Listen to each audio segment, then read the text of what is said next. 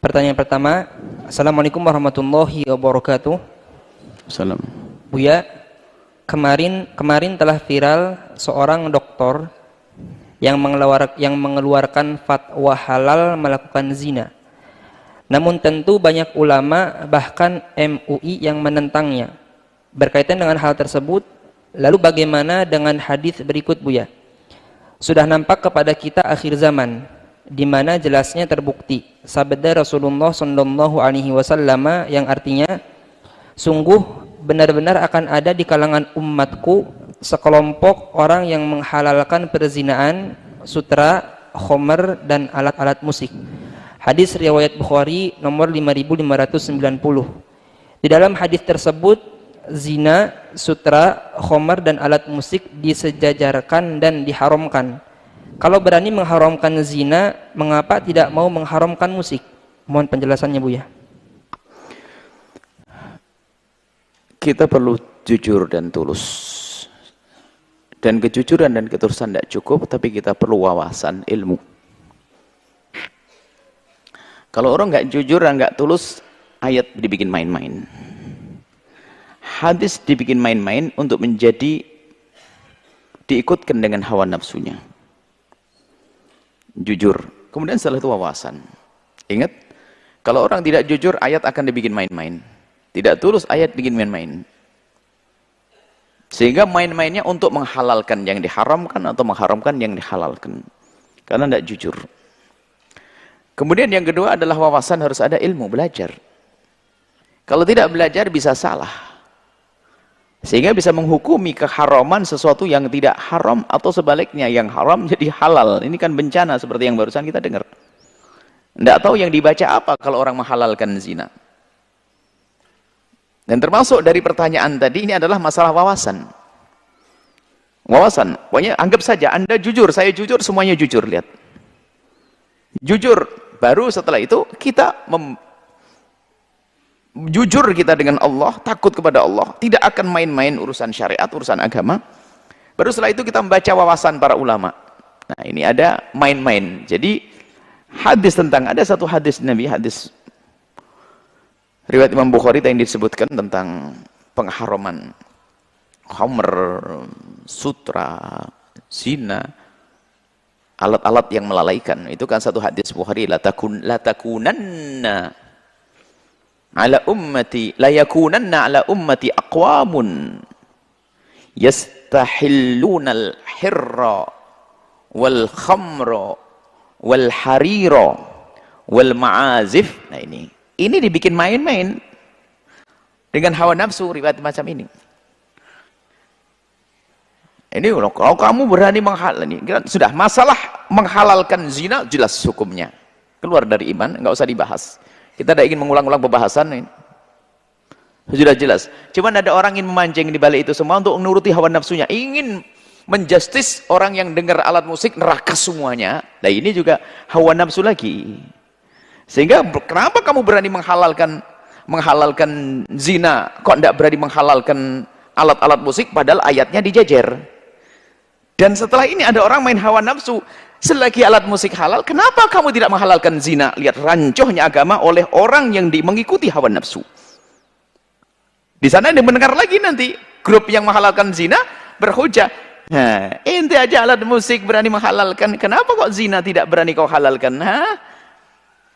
Ente ini apa? Oh, main. Karena apa? Hawa nafsu lawan hawa nafsu. Kalau ulama-ulama kita nggak begitu. Membaca hadis ini tidak hanya satu hadis dibaca lalu langsung dibuat untuk mukul sana mukul sini, tidak. Maka di sini menyebutkan ada yang namanya khamr. Pertama ada yastahiluna, menghalalkan, murtad orang yang menghalalkan. Apa itu? Yastahilunal khamra wal hirra wal harira wal ma'azif. Ada 4 disebut di sini. Cuman yastahilluna ini menghalalkan, ini kalimat yastahilluna ini ulama paham berarti ini adalah karena ada ayat yang mengharamkannya. Lalu para ulama membahas zina, apakah ada yang mengharamkan zina?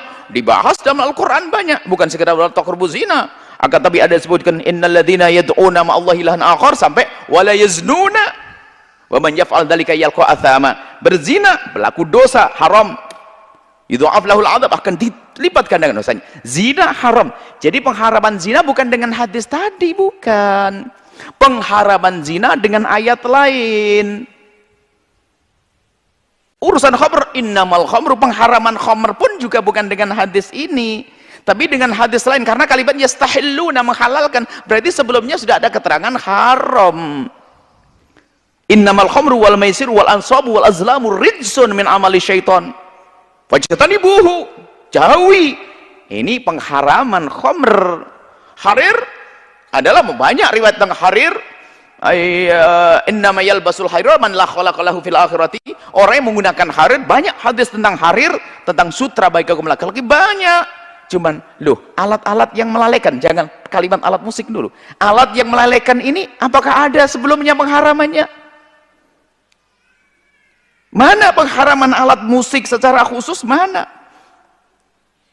Nah, ini para ulama membedakan, berarti ini bukan namanya iktiron. Kenapa kok disebut oleh Nabi Muhammad SAW ini? Karena umumnya orang berzina itu biasanya dibarengi dengan khamr, kemudian mewah, megah-megahan baju, kemudian dia main alat musik, begitu. Jadi mereka memahami ini nggak langsung begitu. Jadi umumnya, coba Anda kalau minuman keras, ada orang yang biasa berzina, ada apanya situ? Alat musik. Akan tapi ma'azif itu sendiri, lah ini pembahasan yang sudah kita bahas tentang makna ma'azif. Apakah betul ma'azif adalah alat yang melalaikan itu semuanya haram? Ma'azif ini perlu penjelasan, ma'azif seperti apa? Justru ma'azif bisa dijejer dengan khamr, dijejer dengan zina, maka ma'azif alat yang melalaikan khusus yang diharamkan. Kenapa? Karena di sana ada berita bahwasanya tidak semua ma'azif itu haram. Apa itu? Tidak semua alat melalaikan haram. Kenapa? Di sana ada penghalalan rebana. Ayo. Jadi hati-hati wahai ahli iman. Jangan Anda membuat celah setan melalui tadi yang menghalalkan zina, atau sisi lain akan menjadi orang yang dua kubu tadi, kubu yang kami sebutkan. Dua kubu sesat. Ya, kubu sesat tadi. Akhirnya orang menjadi menghalalkan zina karena musik saja boleh, kenapa zina tidak boleh? Ini kan bahaya banget. Nah, maka di sini para ulama menjelaskan masalah ma'azif itu. Adapun kalau lahu, apakah semua yang melalaikan itu adalah haram? Tidak semua melalaikan, bahkan termasuk malahi ada 3 atau 4 hal. Yang minal malahi yang kata Nabi Muhammad adalah halal 4. 4 itu bukan hasar, bukan batasan, akan tapi banyak sesuatu yang melalaikan itu adalah halal. Dan Nabi menyebutkan apa itu halal, contohnya hadis Nabi, kama qala Rasul, darbul khail, main kuda, itu lalai dia kalau main kuda konsen. Muda ba'atur rajul imra'atahu, mencumbu istri, main panah, sibahah, ini melalaikan. Artinya tidak semua melalaikan, termasuk rebana itu kan boleh, dufu. Seorang perempuan bernazar, ya Rasulullah, ini nadartu an adribud daffa law salamakallah, ya Rasulullah, aku bernazar kalau seandainya engkau selamat aku akan mukul rebana. Nabi mengatakan aufi binadrik, penuhi nazarmu. Lah kok boleh? Maka ini loh maksudnya. Berarti urusan ma'azif ini adalah khilaf di dalam menerjemahkan apa itu ma'azif. Kemudian setelah hukumnya pun tidak sama dengan hukum sebelumnya. Akan tapi disebut di sini karena umumnya ma'azif ini menyertai yang namanya zina dan minuman keras. Maka hati-hati urusan ma'azif. Maka ini adalah orang bisa berbeda. Jangan sampai Anda menghubung-hubungkan ma'azif dengan zina lalu Anda mengatakan tadi itu kalimat fitnah. Kalau engkau berani mengharamkan zina, kenapa tidak berani mengharamkan musik? Anda masuk hawa nafsu. Karena ini masalah khilaf dalam hal ini. Anda masuk wilayah hawa nafsu. Dan hadis masalah ma'azif ini para ulama mengatakan riwayatnya sahih hadis ini. Adapun yang lainnya adalah diperbincangkan. Sahih. Akan tapi begitulah cara ulama memahamkan. Akan tapi menjadi sebuah kesepakatan adalah ma'azif, alat-alat yang melalaikan, anggap saja alat musik yang benar-benar haram adalah alat musik yang biasa digunakan untuk mengiring kefasikan zina dan minuman keras, atau dengan bahasa ulama dengan adalah yang merupakan dakbul fusak, alat musik yang menjadikan cirinya orang fasik. Ini adalah masih ada celah. Jadi jangan mencampur aduk ya. Jangan sampai membuat celah nanti orang yang menghalalkan zina akhirnya dapat celah gara-gara omongan ustadz yang sok nih, berbahaya ini karena Anda merusak. Lalu mengatakan, kalau Anda berani menghalalkan zina, kenapa Anda tidak menghalalkan musik? Dalam urusan alat ini ada rinciannya. Ada rinciannya. Ini adalah tentunya tidak kami hadirkan di sini kan. Ada 5 hal yang pernah kami sebutkan. Ya, kalau di sini nanti mengulang, kita ingin pendek karena ingin nyampe pesan. Cari yang pernah kami sampaikan di tempat lain tentang musik dan sebagainya. Yang jelas masalah alat musik ini adalah bukan seperti haramnya zina. Masih ada khilaf di dalam hal ini. Kalau alat musik yang merupakan dakbul fusak, alat musik yang menyebabkan ciri khas, artinya kapan Anda membawa alat musik tersebut, Anda langsung bilang engkau golongan mereka. Itu yang nggak boleh. Jadi tolong hati-hati ya, hei cara juru dakwah, jangan Anda membuat celah. Karena kita ingin betul-betul ingin menyumbat, menutup, jangan sampai ada orang membuka celah zina lalu jadi halal. Enggak. Tapi gara-gara omongan orang semacam itu, orang yang menghalalkan zina ada angin nih. Sementara Anda seolah-olah ingin jihad, ingin menghantarkan orang agar menjauhi musik. Anda menggiring orang agar menjauh musik, tak tahu di sana kebuka orang menghalalkan zina. Anda zalim juga. Karena apa? Anda perlu membaca wawasan para ulama. Seperti itu. Adapun musik seperti yang diharamkannya adalah rebana alat. Misalnya, nanti akan dikembangkan bagaimana jika di bulan Ramadan orang-orang di kampung membawa kentongan, 16 kentongan dengan bermacam-macam ini, lalu ini haram enggak? Nah, ini kan masih perlu didiskusikan. Jadi jangan sampai ada langsung mengatakan seolah-olah persis antara ma'azib dengan khamr. Ma'azib belum ada dalil sebelumnya. Tapi kalau khamr ada dalil sebelumnya. Zina ada dalil sebelumnya. Seperti itu. Jadi mohon maaf, ini kita kadang-kadang sedih. Ada orang yang bermain di balik Al-Quran, hadis Nabi untuk mengikuti hawa nafsunya. Untuk melawan orang yang tidak disenanginya. Sebenarnya dia dari awal kayaknya punya kebencian dengan orang yang suka dengar musik.